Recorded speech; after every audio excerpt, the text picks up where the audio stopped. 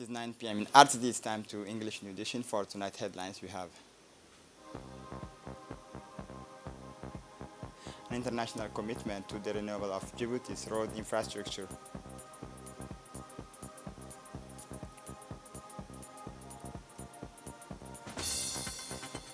International Monetary Fund predicts a modest but promising future for the world economy. Welcome to our newsroom. This morning, the National Assembly organized a crucial workshop for the women's cause, highlighting the restitutions of the caravan and arguing fervently in favor of equality in politics and the fight against the violence against women and girls. The event brought together a parliamentarian commitment to this noble mission.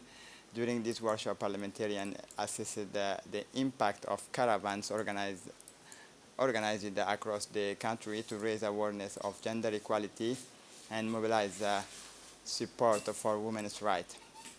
Discussions were rich, highlighting the progress made as well as the persistent challenges. One of the highlights was the advocacy of the equitable political representation for women. Parliamentarians stressed the crucial importance of diverse representation in decision-making bodies to foster inclusive and equitable policies. Chaired by Dileita Mohamed Dileita, President of the National Assembly, this workshop benefited from the dynamic participation of parliamentarians as well as representatives from the Ministry of Women and Family, the UNFD, the significant contributions of the Ministry of Women and Family, and the National Union for Djiboutian Women in promoting women's rights and empowerment are to be commended. That these institutions play a decisive role in developing policies and programs aimed at improving the status of women at all levels of society.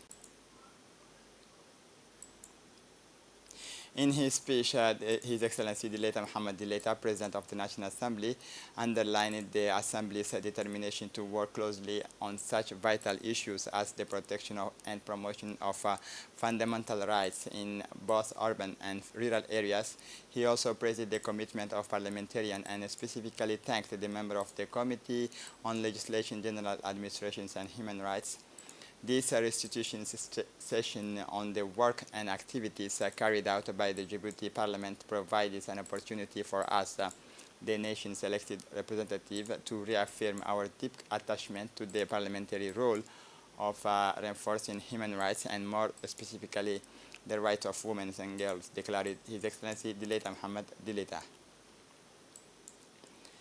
Donor Roundtable for the Financing of Road Infrastructure in Djibouti on April 16, 2024, on the sidelines of the World Bank and International Monetary Fund spring meetings. The Republic of Djibouti orchestrated an influential roundtable with the support of its international partners. The main objective of this event was to discuss the country's road infrastructure modernization and renovation program. Thanks to the advocacy effort of Djibouti's Ministry of Finance, this important project has received significant financial support from the World Bank and the African Development Bank, which have pledged to contribute 19 million US dollars and 45 million respectively. The meeting was attended by a number of eminent personalities, including the Minister of Budget, the Djibouti Ambassador, the Governor of the Central Bank, the Director General of the Djibouti Road Rehabilitation Agency, ADR. It is also essential to highlight the commitment of the Kuwait Fund and the Saudi Fund, both of which have expressed their active support for these ambitious programs, reinforcing the Djibouti's government effort to improve its infrastructure and support the country's economic development. Several other partners, including the USA, the Afrimexim Bank, and the Arab funds, the OPEC Fund, JICA, and United Kingdom took part in the roundtable.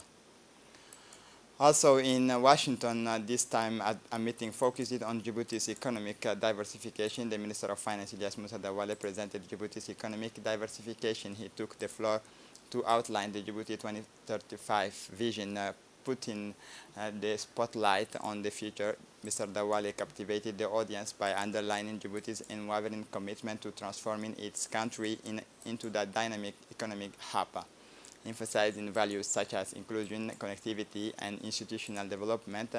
The minister painted a picture of ambitions and progress in this prestigious all Djibouti's strategic locations was not forgotten. As a crossroad between Africa, Asia, and Europe, the countries abound in colossal economic potential. The minister gave an overview of the opportunities for regional and international integration.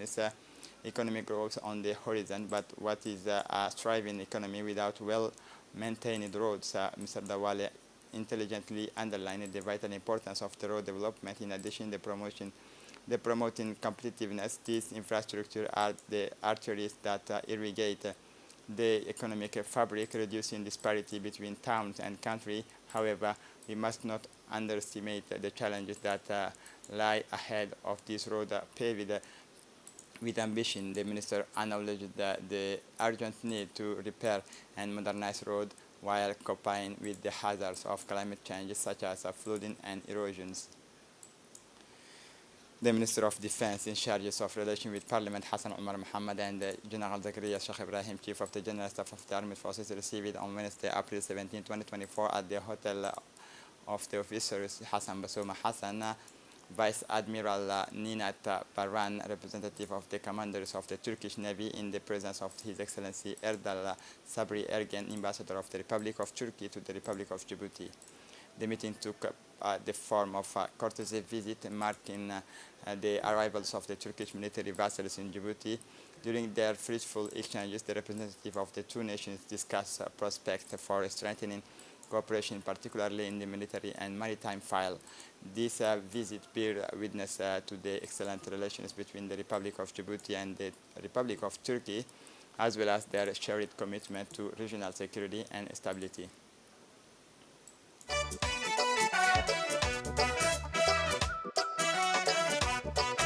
inatahay awoodii lagu aarsanayay ma og tahay askariyo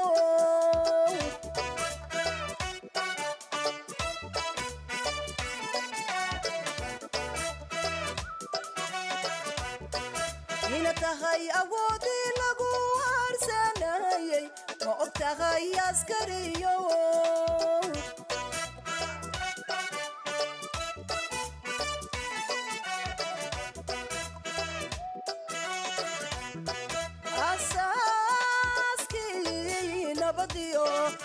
abaabulihii guushi ambaqaadki noloshiyo eebadii dagaalkiyo indhihiina tagay ma og tahay askariyo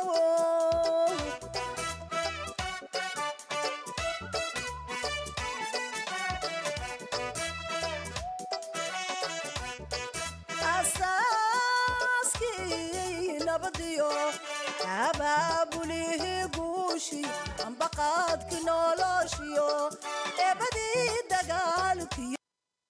As part of his ongoing visit to France, the Minister of Foreign Affairs and International Cooperation, Mahmoud Ali Yusuf, accompanied by Djibouti's ambassador to France, Aïd Moujad Yahye, was received today by his counterpart, the Minister of Europe and Foreign Affairs, Stéphane Séjourné. This first official meeting between the two ministers responsible for Foreign Affairs is part of the regular bilateral consultation between Djibouti and France. After the customary greetings, the two ministers reviewed the regional, sub-regional, and international situation. Discussion also focused on the excellence of bilateral relations between the two countries, as well as issues on the agenda concerning the discussions of the military and defense cooperation treaty and economic and cultural cooperation. During the meeting, the two ministers underlined their shared views on all areas of bilateral cooperation and their common desire to deepen and consolidate them. The minister was also received by at the Élysée Jeremy Robert, Africa advisor. The bilateral relations between the two countries was discussed, as was an overview of the international situation, including the conference of Sudan and IGAD's expectations. Finally, on a multilateral level, the Minister of Foreign Affairs and International Cooperation had also a fruitful meeting the previous data at the OEF headquarters with Madame Louise Mushikiwabo and reviewed the activities of the Francophonie in Djibouti, notably in the field of digital technology, reading centers, and cultural activity, as well as at the reasons of the CREF office. Djibouti's Minister of Interior, Saïd Nuh Hassan, welcomed Ms. Selamawit David, head of the Immigration and Citizen Services in Ethiopia, and her delegation. The meeting, which took place in an atmosphere of cordiality and cooperation, provided an opportunity to exchange views on issues of mutual interests concerning migration policies and citizenship challenges in the region. The Ethiopian delegation was led by the ambassador of the federal government of Ethiopia, underlining the importance attached by both countries to this meeting. Discussions covered a wide range of topics such as the management of migratory flows, border security, and collaboration on immigration control. Mr. Saeed Nuh expressed his satisfaction with the fruitful exchanges that took place during the meeting, and stressed the importance of strengthening bilateral cooperation between Djibouti and Ethiopia in the field of migration and citizenship in order to better address common challenges and promote stability in the region. For her part, Ms. Selamawit Dawit welcomed the warm welcome she received and expressed her willingness to pursue dialogue and collaboration with the Djiboutian Authority, stressing the importance of working together to find effective solutions to the challenges posed by the mobility of people and to promote the security and well-being of the citizens of both countries. The Minister of Environment and Sustainable Development organized a workshop this morning on strategic planning and programming with the Green Climate Fund. The workshop will last 2 days at the Hotel Campus Key. The opening ceremony was chaired by the Minister of Environment and Sustainable Development, Mohamed Abdul Qadir Musa Hilim, and attended by the Secretary General of the Ministry and the Food Agriculture Organization representative, the representative of the Green Climate Fund, representative of the ministries and institutions concerned, and representative of civil society. This workshop is a part of the drive to improve national coordination with a view to implementing Djibouti's strategic planning and programming with the Green Climate Fund. This workshop represents a crucial milestone in the preparations of a strategic planning process that will promote greater mobilizations of funding for low carbon and climate resilient programs and projects.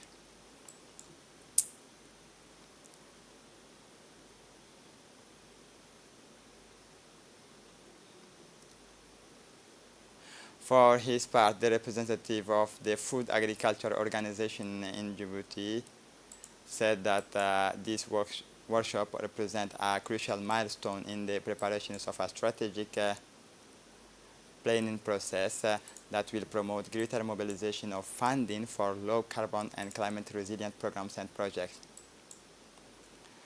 For his part, the Minister of Environment and Sustainable Development, Mohamed Abdul Qadir Musa Hilim, has indicated that the Green Climate Fund created by the Copenhagen Eco in 2009 is the largest international climate fund in the world today.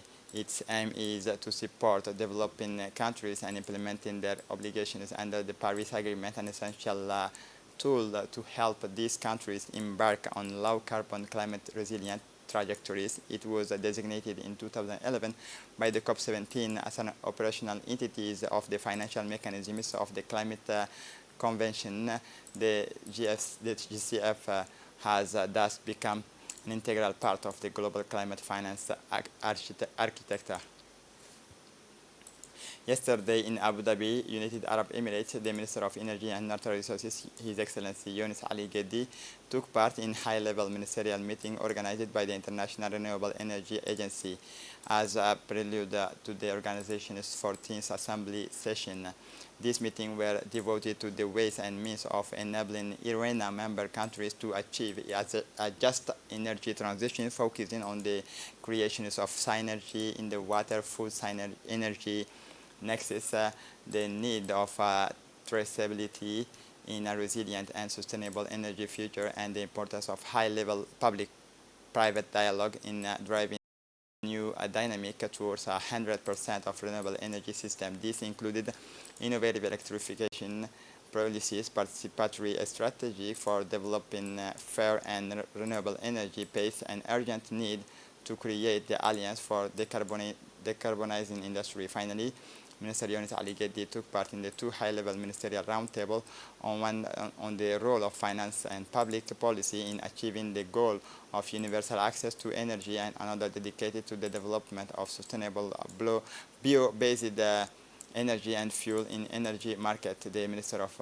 Energy, Younis Ali Geddi, was accompanied by the technical advisor Mahad Waberi and the Director of Energy, Guled Mohammed Jama. A major training workshop for 9 cooperatives from Dakhil and Ali Sabih was held at the Hotel Gobaad on April 15. The event was attended by the Secretary General of the Ministry of Women and Family, the President of the Dakhil Regional Council, the Prefect of the Dakhil. This workshop is part of the strengthening the resilience to drought of smallholder farmer and pastoralists in the IGAD region, DRIS EA project, and contribute to the development of the region's agricultural sector. In this project, the Minister of Women and Family, in partnership with the Ministry of Agriculture, is implementing activities to promote environmentally friendly EGS for group of women and young people in Bidle, Gobaad, and Halle to achieve this project, playing in a first phase to mentor the women's and youth group, and in a second phase to offer them small competitive grants and provide them with the impacts. In this first phase, the project has created non-cooperative in the target areas. The Minister of Women and Family has long experience in supporting cooperative in rural areas. In 2016 and 2018, thanks to the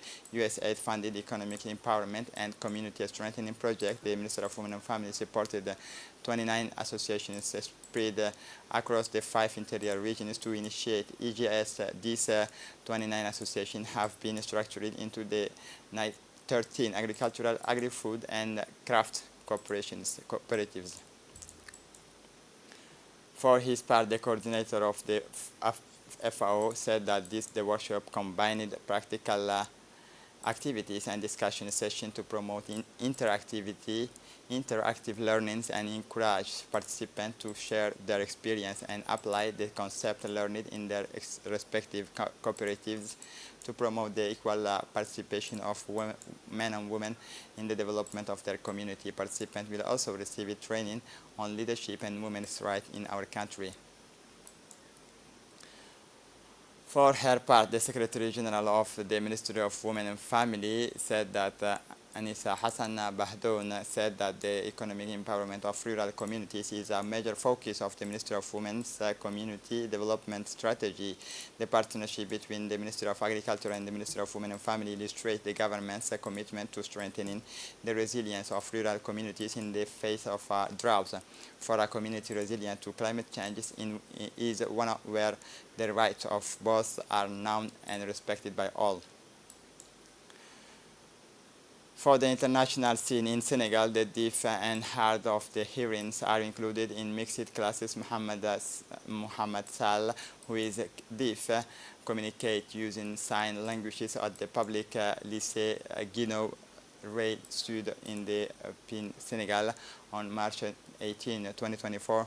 Mohamed Sall glances up at the blackboard and asks as an assistant a quick questions in sign languages. He then solves the exercises to the silent approvals of his classmates who wave their hands in appreciation. Mohamed Sall and 3 other students are part of a new approach in a small numbers of schools in Senegal where the deaf hard of hearing sit where the rest of the class, some classmates at the Apix Guinaud Red Sud School on the outskirts of the capital, Dakar, have seized the opportunity to learn sign languages in the months since Mohamed Sall arrived. The classroom is lively and cheery.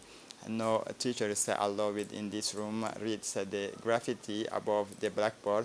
According to the United Nations Children's Agency, around 60% of disabled children in Senegal do not attend school, but the government does not have complete data on the issues and only counts children officially registered as having disability. Senegal does not have a national strategy for inclusive education, but it is in the process of drawing one up.